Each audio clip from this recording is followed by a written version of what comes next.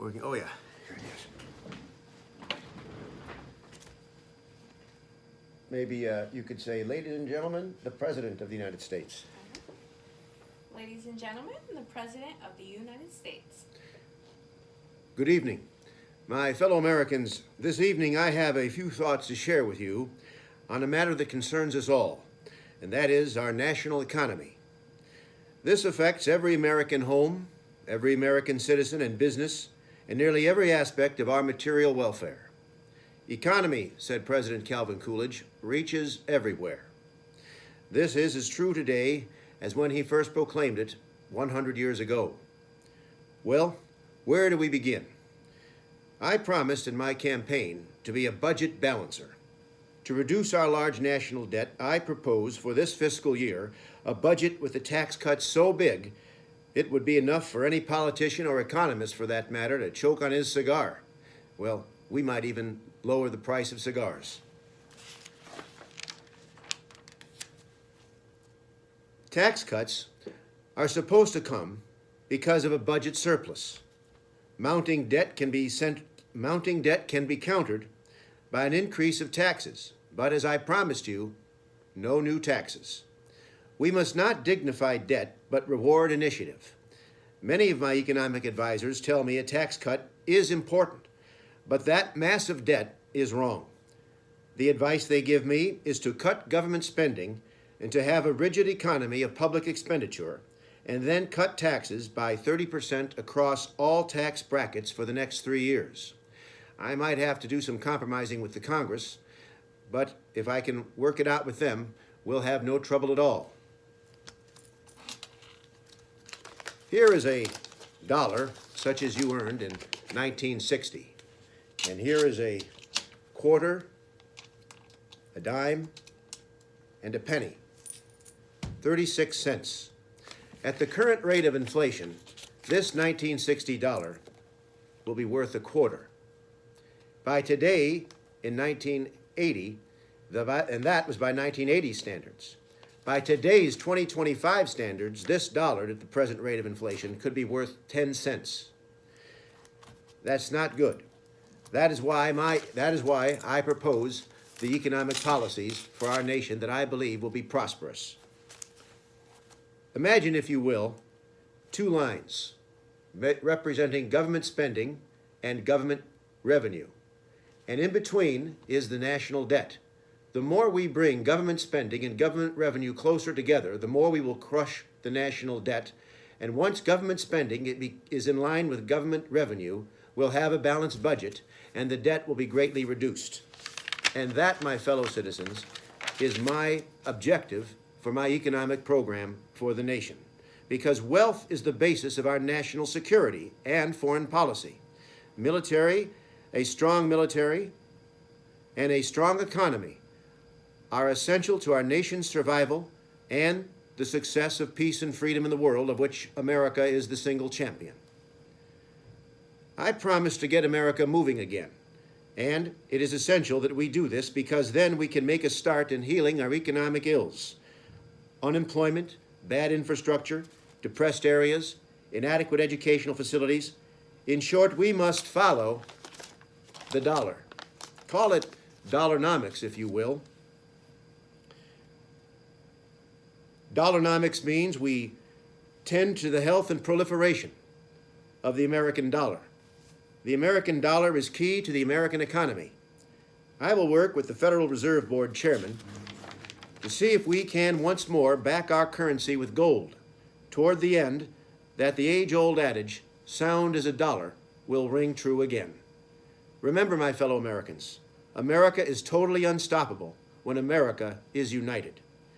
So to you, my fellow Americans, let us be united in thought as well as in deed for economic progress. No one can do this but we ourselves. No other nation in the world is as concerned for the American economy as should be the American people and their government. It is true that nations like men act primarily out of their own self-interest. And this is no sin. It is essential, as I have said, for the nation's survival and success.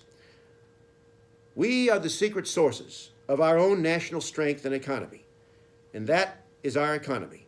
We are the secret sources of our national strength that rests in our economy. This strength is found in the genius of the American people, found more in the private sector of the economy than in the government, the public sector. At best, government should help provide the opportunities in the private sector, and then step aside and allow the American people to know and do what they know and do best. And that is work, earn, invest, save, and spend their money by creating a way of life that, by spending their money, thus creating a way of life and wealth in which the good fortune of others can multiply their own good fortune. We can create a sound national wealth, not by sharing scarcity or in redistributing wealth, but in creating prosperity, in providing more capital, which is wealth in the hands of the private sector, to create more capital. And being in this nation's capital, that sounds to me like a capital idea. Well, I think that a capital ideal, one we might even capitalize on. My fellow citizens, I see a United States which can demonstrate under democratic methods of government national wealth growing above the level of mere subsistence and the lowest standard of living raised on a rising tide, lifting all boats. By cutting taxes, giving more revenue to the people, and by deregulating business and allowing for less business debt and more income, we can begin to build an economic present and future that gives us and our children the blessings to live in liberty, and using the talents God has given us, we may become whatever it is He intended for us to become. We pray, said Franklin Roosevelt, that we may be worthy of all the unlimited opportunities that God has given us.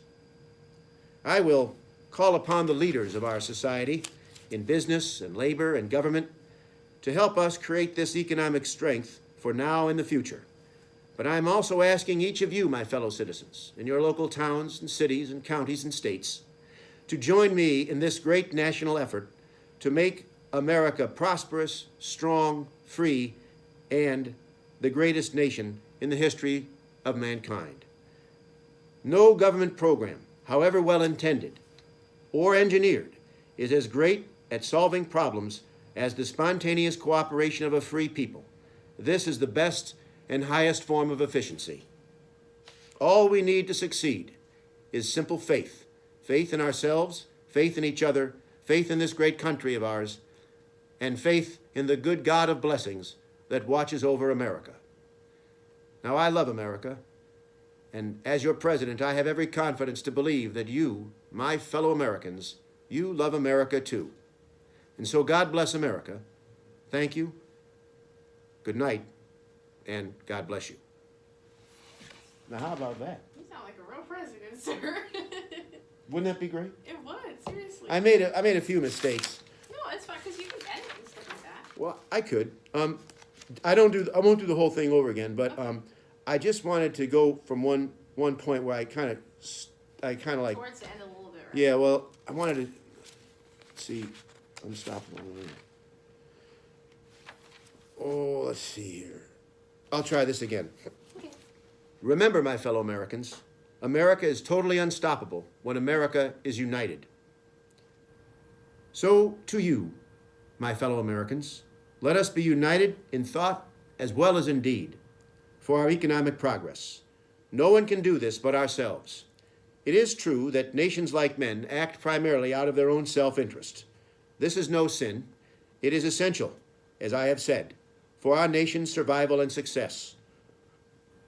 We are the secret sources of our national strength, and that rests in our economy. This strength is found in the genius of the American people, found more in the private sector of the economy than in the government, the public sector. The opportunities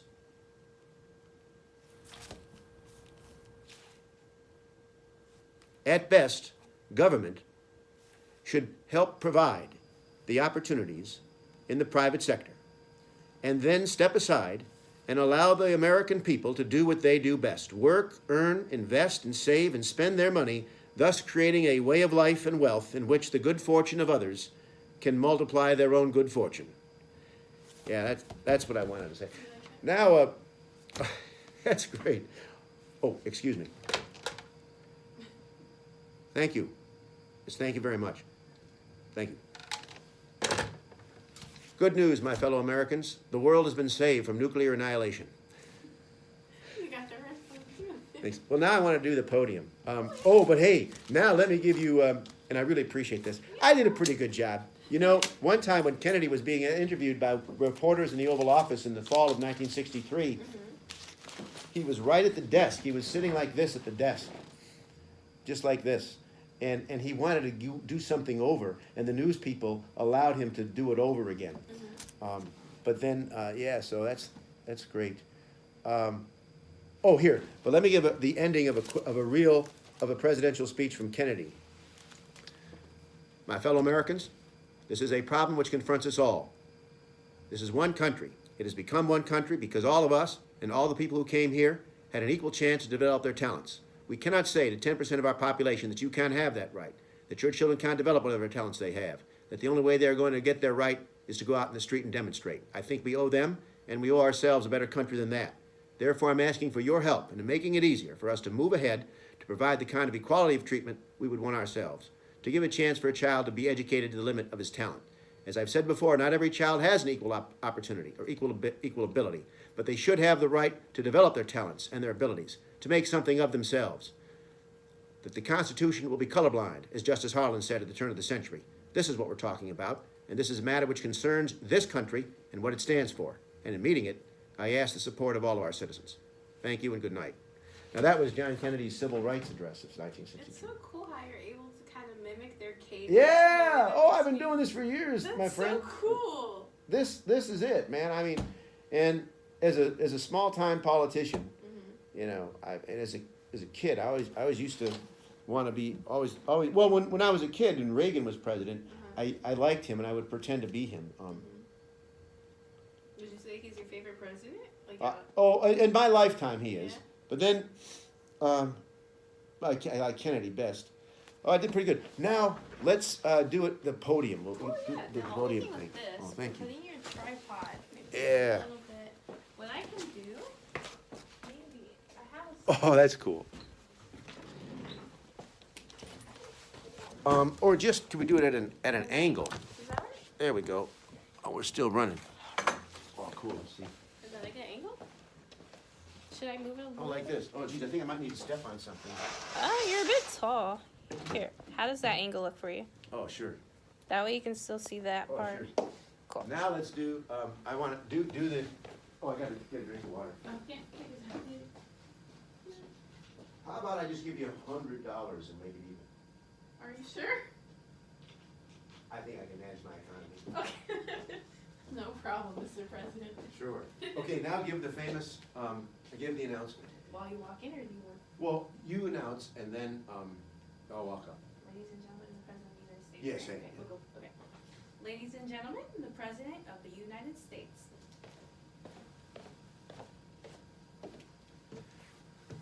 Good morning. How do you do? I understand that part of today's press conference is being relayed for the first time by Telstar, communications satellite, to viewers across the Atlantic.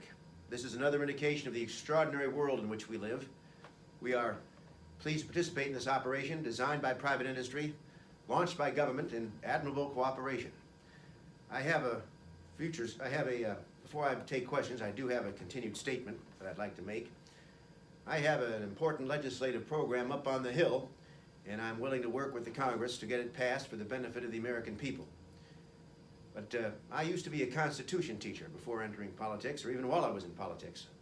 But first, I want to give you a little anecdotal joke. You know I'm famous for my jokes. Well, there was this ball player who was at the house of this sports announcer and his family, and they were talking sports, and the women were getting the dinner ready, and all of a sudden, the baby started to cry, and the ball player's wife said, "Honey, would you please change the baby?" And he was probably embarrassed talking sports with his sports announcer friend, and he said, "What do you mean, change the baby? I'm a ball player. That's not my line of work." Well, the woman kicked forward her hip, and she began to communicate in language her ball player husband could understand. She said, listen, Buster, you lay down the diaper like a diamond, you put the baby's bottom on the pitcher's mound, you hook up first and third, you slide home underneath, and if it starts raining, you start all over again. Now, I call that communication, and so I'd like to do some communicating. Now, we proposed the bill to the Congress and sent it to the Hill, and it went to the House Rules Committee because it deals with the economy and money. And the House Rules Committee has passed it, and it has gone to the floor for a vote. And now it's going to the Senate Finance Committee for more deliberations, and then I hope it will go to the Senate for a vote. And then once it passes the Senate, the bill will, the House version and the Senate version will go to a conference committee, and they'll work together to make a fair and equal bill.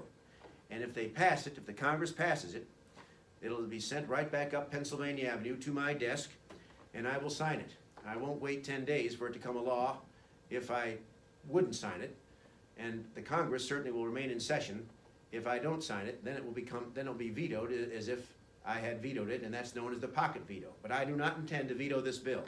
I intend to sign it when it comes to my desk after it's passed the Congress, and I do hope and pray for the benefit of the nation that it passes, and I will sign it, and we will have a great more prosperity in this country, and I think that's what all of us want. We want a country that's prosperous and free, and we can only be free if we're prosperous, only prosperous if we're free.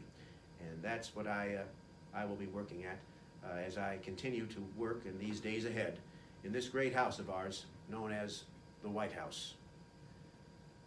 Oh, now let me give you one other one. Yes.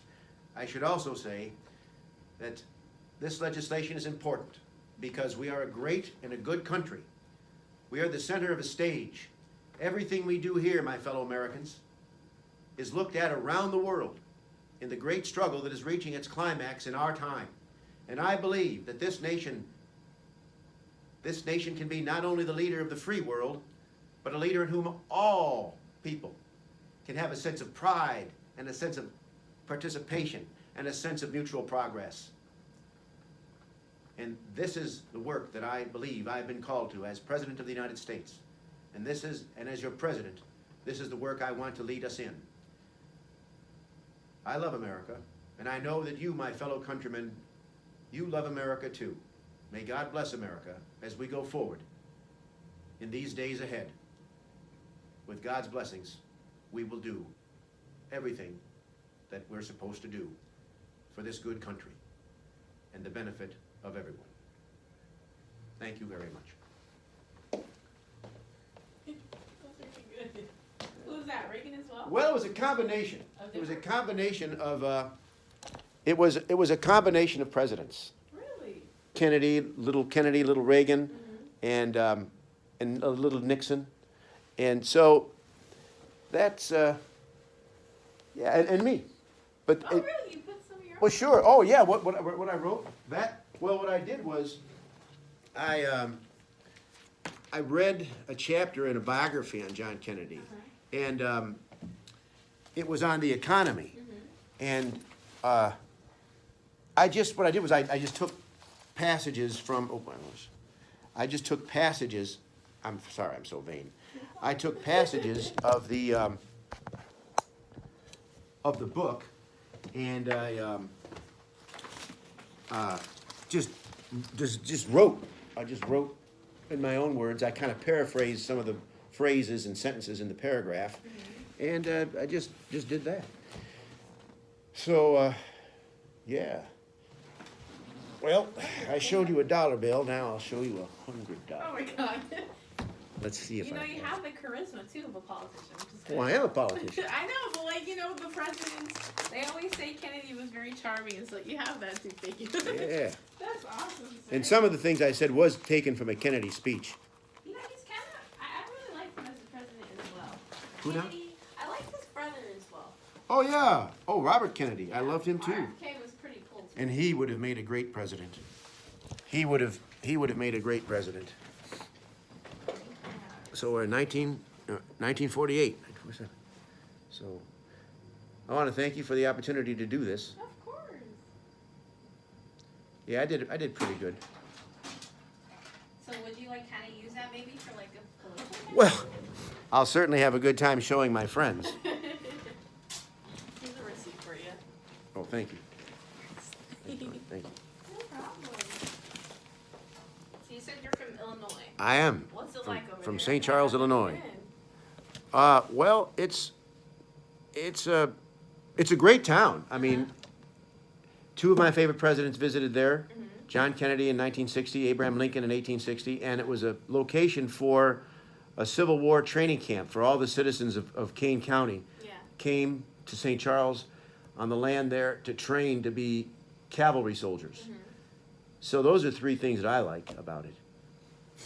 So are you here maybe for like work or is this? Like, Oh no, I was here to visit some friends of mine. Oh,